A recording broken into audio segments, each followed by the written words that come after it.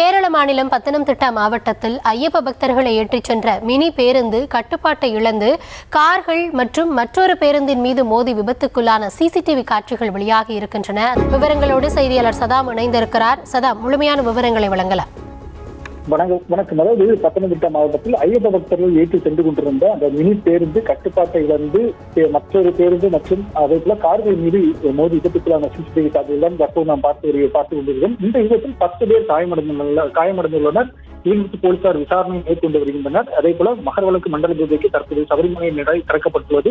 பல்வேறு மாநிலங்களில் வரும் பக்தர்கள் சபரிமலைக்கு சாமி தரிசனம் செய்வதற்காக, அதாவது இந்த பத்தனம்திட்டா வழியாகத்தான் செல்வார்கள். தினமும் ஆயிரக்கணக்கான பக்தர்கள் சாமி தரிசனம் செய்து திரும்பி வருகின்றனர். இந்த நிலையில் இந்த பத்தனம்திட்டா மாவட்டத்திற்கு உட்பட்ட துலாப்பள்ளி பகுதியில் சபரிமலை தரிசனம் செய்து பின்னர் திரும்பி வரும்பொழுது அந்த மினி பேருந்து பக்தர்களை ஏற்றி சென்று வந்து கொண்டிருந்தது. அப்போது அந்த சந்திப்பில் திடீரென அந்த மினி பேருந்து கட்டுப்பாட்டுகள் கடை முன்பாக நிறுத்தி வைக்கப்பட்டிருந்த மற்றொரு பேருந்து மற்றும் கார்கள் மீது மோதி விபத்துக்குள்ளானது. இதில் காரில் உள்ளே இருந்த ஒரு நபர் தூக்கி வீசப்பட்டார்.